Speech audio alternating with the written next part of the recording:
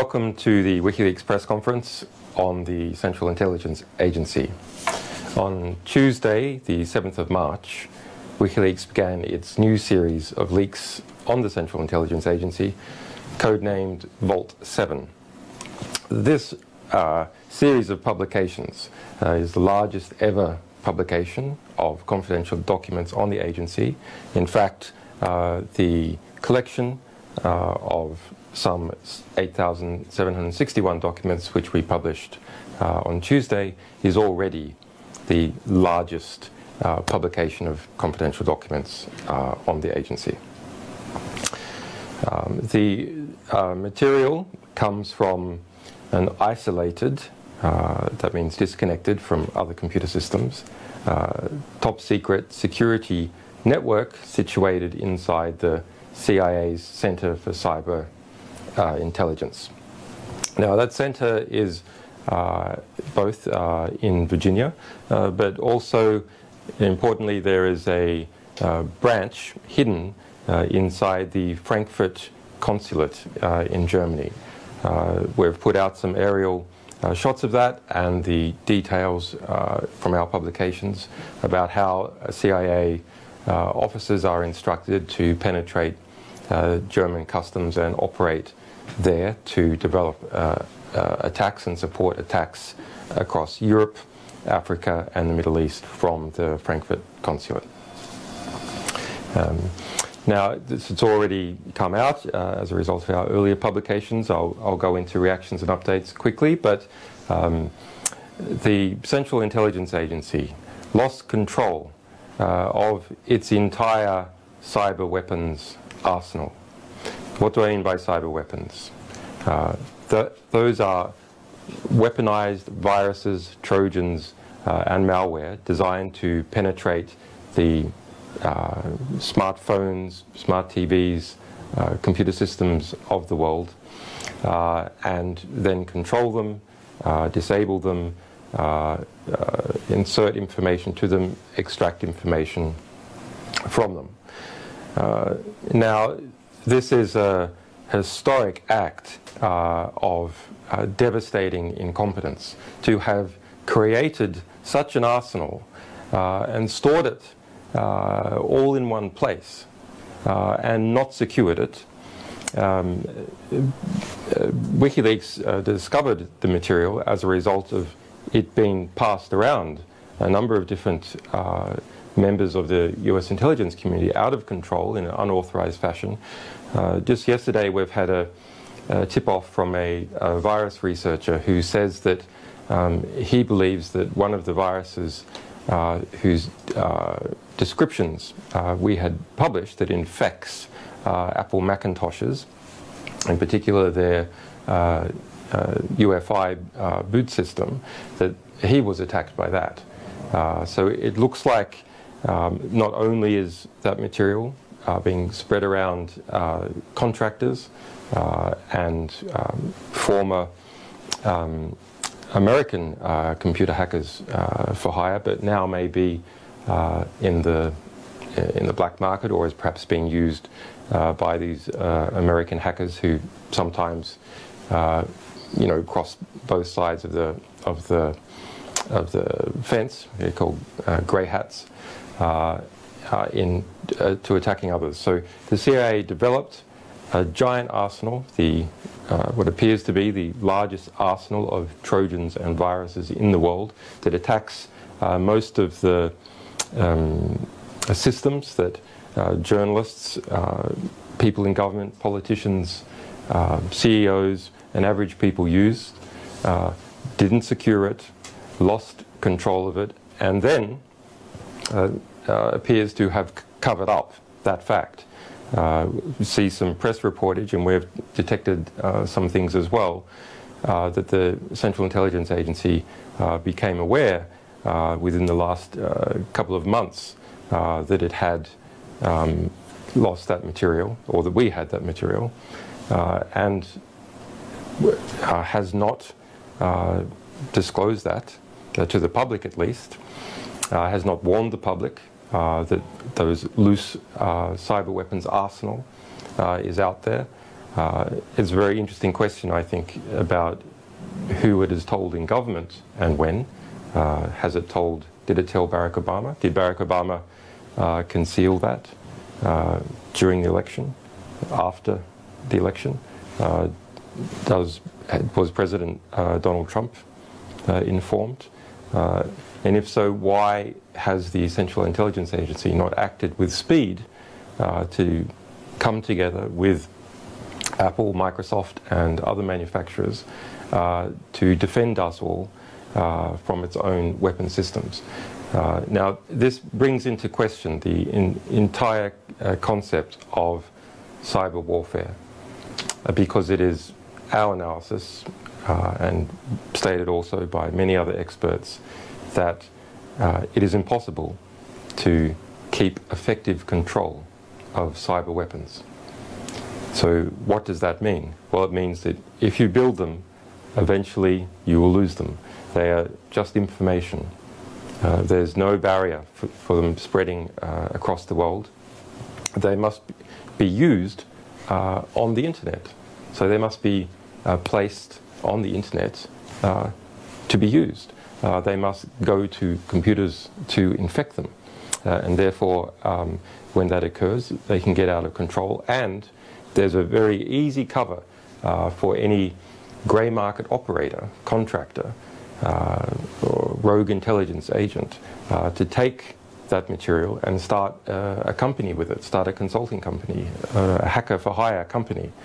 Now, we're very fortunate in this case that our sources step forward to us so we can tell you what has been going on, and so the various manufacturers like Apple, Google and so on can start to develop countermeasures.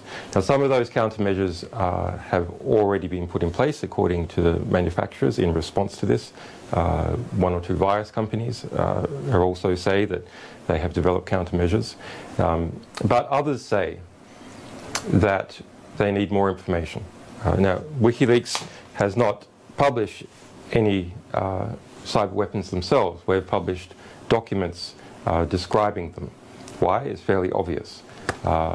We don't want the journalists and people of the world and our sources being hacked using these weapons. But the problem is that with limited information about the details of how those cyber weapons operate, there is a limited ability to try and produce security fixes for iPhones, for Samsung TVs, for Android phones that are produced by Google, for Microsoft and for Linux, because the exact technical details are not known. Now, WikiLeaks has a lot more information on what has been going on with the cyber weapons program. And so I want to announce today that after considering what we think is the best way to proceed and hearing these calls from some of the manufacturers, we have decided to work with them to give them some exclusive access to the additional technical details we have so that fixes can be developed and pushed out so people can be secured. And then once this material is effectively disarmed by us, by removing critical components, we will publish additional details about what has been occurring. Now, I want to draw attention to a statement that the president of Microsoft has put out. And this is something that we have been working on as well, and that a great many others have been calling for. So here is the quote. Just as the Fourth Geneva Convention has long protected civilians in times of war, we now need a digital Geneva Convention that will commit governments to protecting civilians from nation-state attacks in times of peace. And just as the Fourth Geneva Convention recognized that the protection of civilians required the active involvement of the Red Cross. Protection against nation-state cyber attacks requires the active assistance of technology companies and companies like WikiLeaks, which can provide information about these attacks. The tech sector plays a unique role in the as the internet's first responders, and we therefore should commit ourselves to a collective action which will make the internet a safer place, affirming our role as a neutral digital Switzerland that assists people all over the world to be secure. So now I will go on to some questions. First of all, and I confess this is one from me,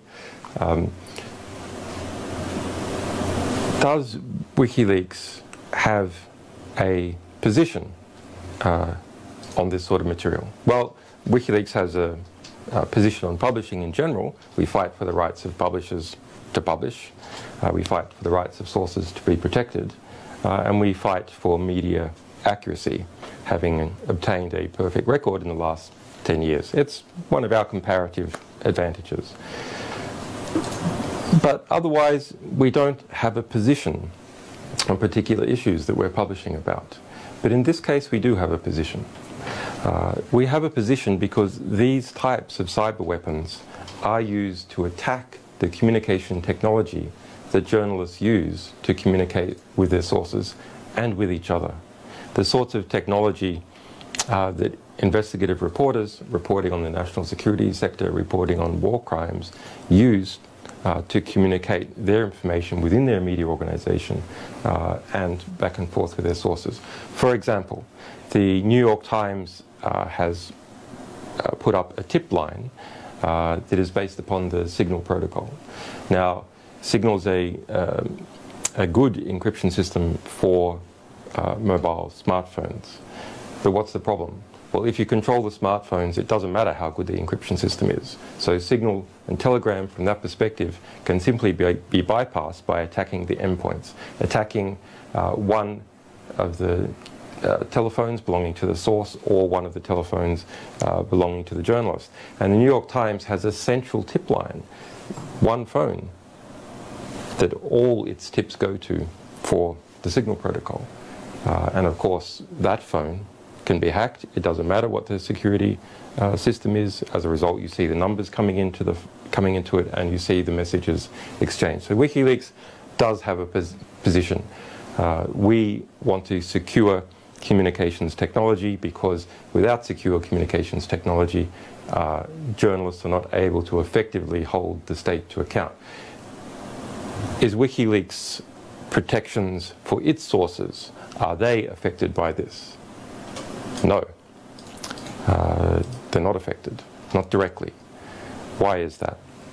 Well, because we're specialists in this area. We're specialists in source protection. And I've known in general about this type of problem for a long time. So our systems are developed to not be exposed. They're not based on smartphones, for example. We have specialized cryptography. There's not susceptible to these types of attacks. On the other hand, are our lawyers susceptible to these types of attacks? Yes, they are. A lot of them are susceptible to these types of attacks. Are our key security staff? No, because we understand that. But we want to protect all our staff and the rights of journalists and sources to communicate effectively. Okay, so that's my question. Now I go into the others. It's a question from CNN. As long as these are overseas targets, isn't it legal for the CIA to do this? Well, first of all, I just like to, it's a legally important question in the United States, but there are many questions that might be asked by CNN. One that seems to defend the interests of the CIA, I think, is a bit problematic, has been the first question to ask. Well, the answer is this. Unfortunately, the CIA does have a history of attacking not only the political parties operating overseas. We just published how the Central Intelligence Agency issued instructions to its staff to penetrate the last French election cycle in 2012, last French presidential election. It has a habit of behaving badly inside the United States as well. Now, that's an extensive habit going on for years.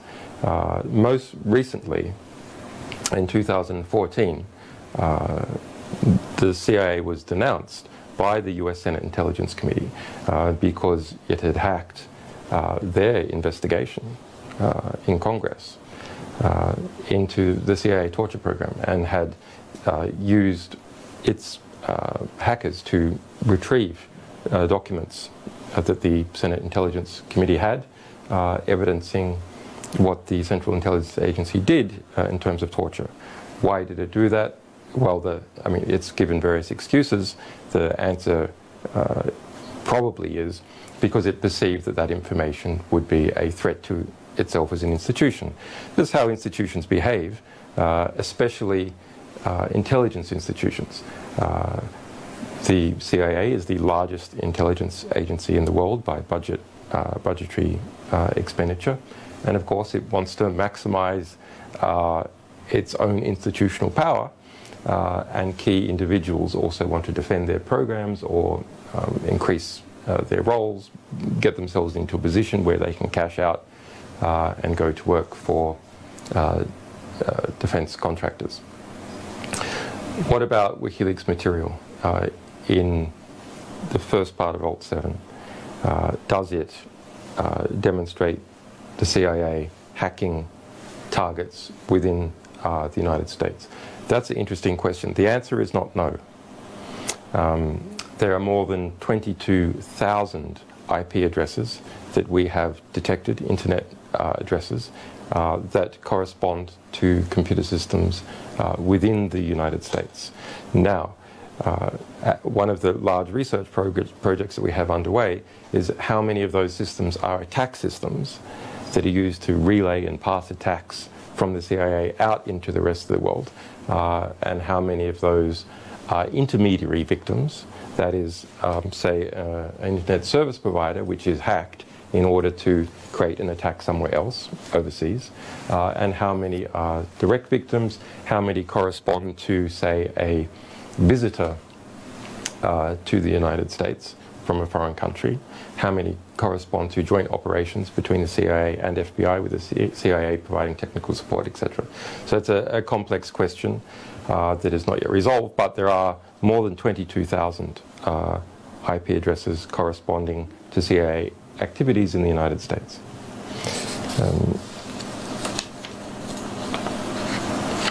There's a question, is there proof that the CIA are involved in internal struggle, leaking as opposed to something else? Well, we can't comment directly on sourcing.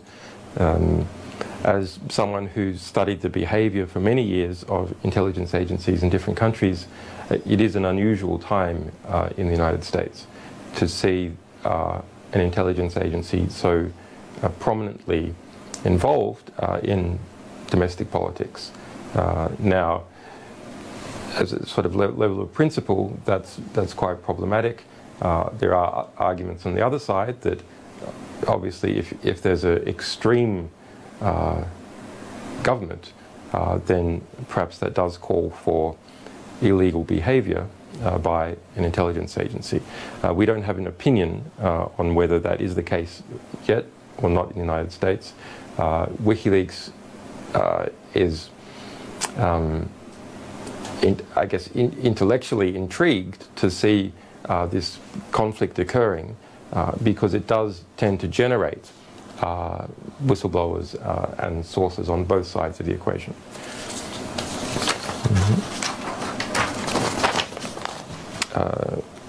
What are the implications for journalists and their sources? Well, I explained previously, these types of attack technology are used to penetrate the computers and phones that journalists use to communicate with each other and to communicate and protect their sources. I think that's an incredible problem. In response to the Edward Snowden disclosures and some others, much more encryption has been used by individual companies specializing in it, like Whisper Systems and like Telegram, but also included into Apple and Microsoft and other products. So that is fairly effective at hindering bulk interception, which is what the National Security Agency's been doing, passively taking all the information, say, that flows from Latin America to North America, or from North America to Europe. But in response, the Central Intelligence Agency, at least, has diversified to specialize on attacking the endpoints prior to encryption occurring or after decryption occurring. And you say, okay, but that at least means that they have to engage in targeted attacks, which is more expensive and might have more of a audit trail. That's true, but we have exposed a particular section of the Central Intelligence Agency called the Automated Implant Branch. So that is not just to develop viruses and other attacks to put into people's computer systems to facilitate a CIA hacker in doing that, but also to automate how that is done. So you can see that between an individual targeted attack, which is direct and invasive, and massive passive bulk interception, there's an intermediary point, which is the increasing automation of targeted attacks. They're automated enough, they start to approach the level of bulk passive interception. We're not there yet for most countries, but we are shifting significantly away from one CIA officer directing one hacker who attacks one target. Rather, we're seeing systems developed and whole branches of the Central Intelligence Agency to automate attacks and infestations of CIA malware into targets. How do these practices by the CIA impact on members of the general public? Android phones, iPhones, Samsung TVs, etc. Well, in a number of ways. So you might think, as a member of the kind of average person, well, is the CIA interested in you? We have this problem that increasing automation of these attacks means that the interest may not have to be that high. You might know someone who knows someone who, say, works for the French government, who will be the target of such an attack because they're involved in decision-making about large French exports. And we published a previous document showing how the ODNI, that's the oversight body for all intelligence agencies, instructed the CIA to try and get hold of every single French contract valued at over $200 million. Similarly, in the information we revealed about CIA attacks on the French political parties, there was 2 instructions to try and determine whether French political parties would try and go for a more German-oriented economic policy of increasing exports. Now, presumably what's going on is that the Central Intelligence Agency and the ODNI, through who they tend to be involved in contracting, is close to organizations, say, like Boeing, and then wants to assist Boeing in unfair competition, say, against Airbus, which the French have a stake in. The question about redactions. WikiLeaks has often stated that it only redacts in exceptional cases. Well, there's been a lot of false reportage about what our redaction policy is. Our redaction policy is essentially the same as the Freedom of Information Act, which is we don't redact unless there are important grounds to do so, and then we only do so for a limited period of time until those important grounds have elapsed. In this particular case, we redacted some 78,000 pieces of information for Vault 7 Part 1. That information corresponds, as I said before, to IP addresses of targets and attack machines. Well, why did we redact that? Well, because we're in this we want to investigate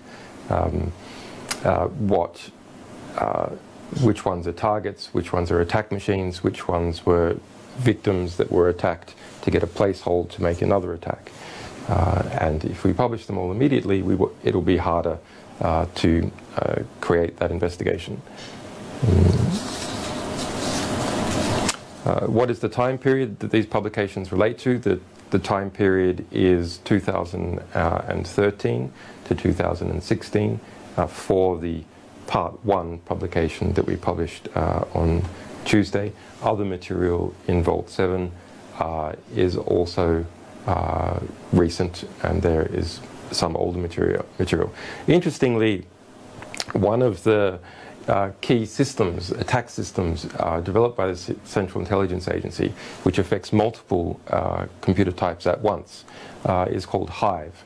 And if you look carefully, you will see that in our publications on Tuesday, there's a reference to Hive being first started more than a decade ago.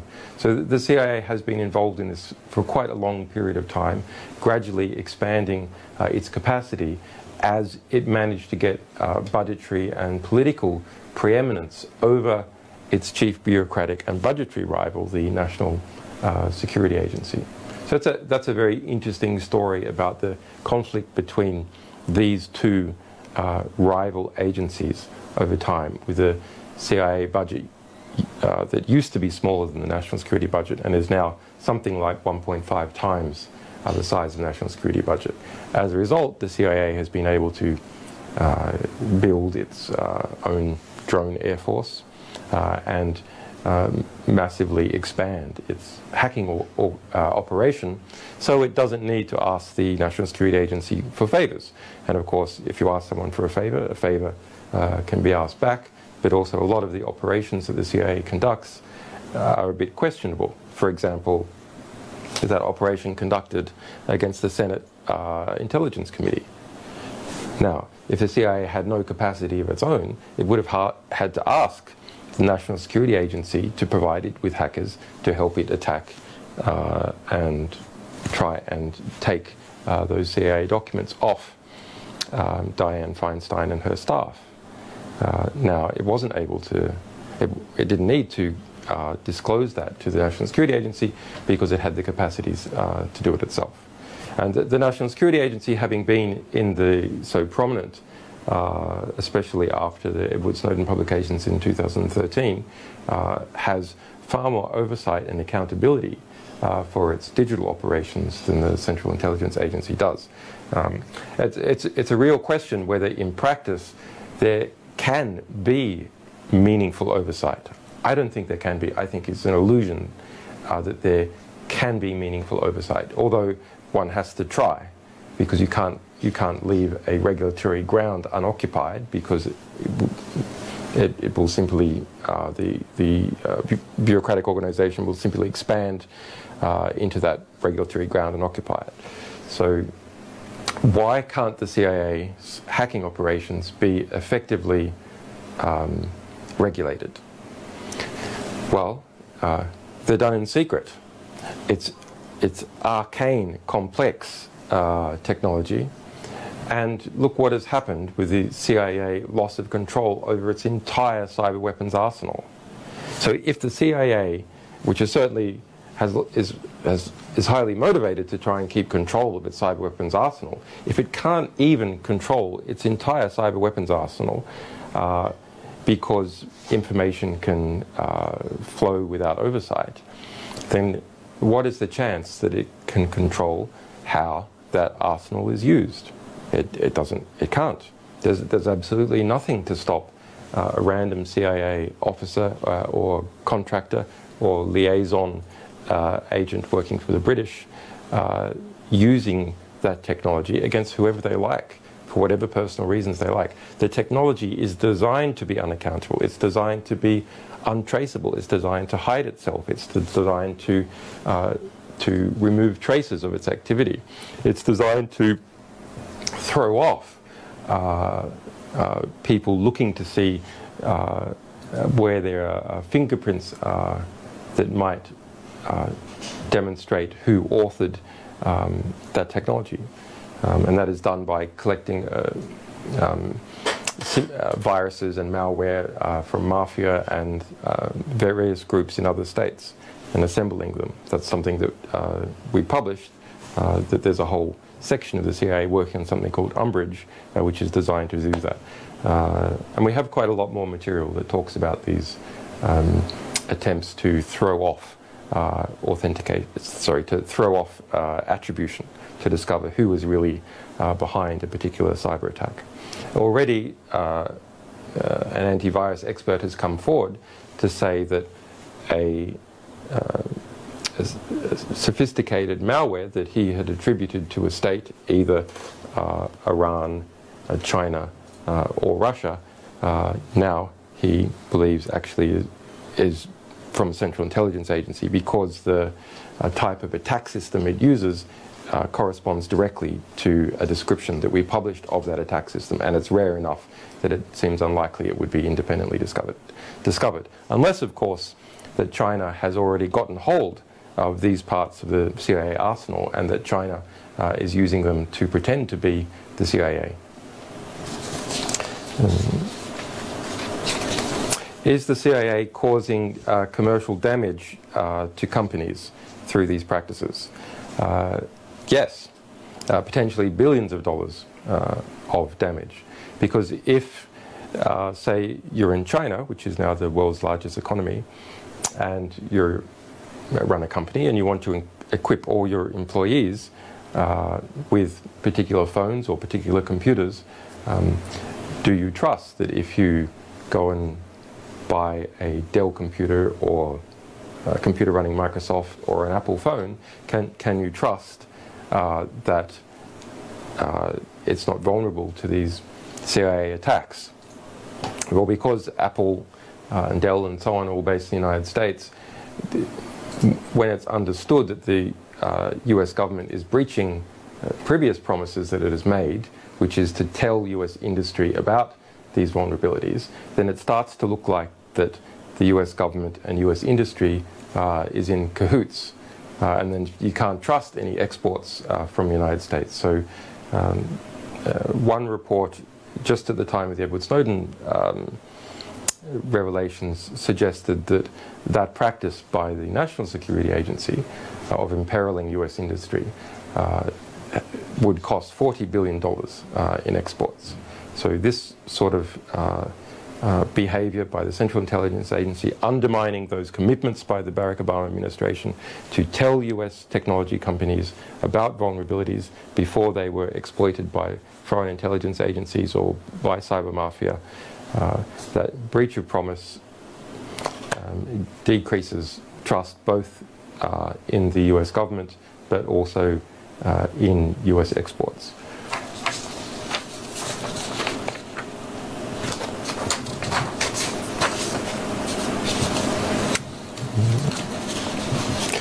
What is the role of the US consulate in Frankfurt? At the US consulate in Frankfurt, our publications reveal, is a CIA hacker base that people go there from the Central Intelligence Agency. They are given instructions about how to get past German customs, and they operate out of that hacker base to attack targets within Europe, within Africa, and within the Middle East. If you look at the consulate, that's quite remarkable. It's an enormous complex. There was something like 2,000 there. They're not all computer hackers. They're presumably other elements of the Central Intelligence Agency and some genuine consular work. But the German press is quite concerned about it, and the chief prosecutor of Germany, who corresponds in some ways to the US Attorney General, being an equivalent position. His name is Peter Frank, and he announced yesterday that the German government is conducting a preliminary investigation to see if it will launch a major probe into the activities being conducted out of that consulate, and also more broadly whether people in Germany are being attacked by the Central Intelligence Agency. I suppose that my analysis is, and it's borne out to a degree by our documents, is that, well, that consulate is in Schengen, so it's in the open border area of Europe.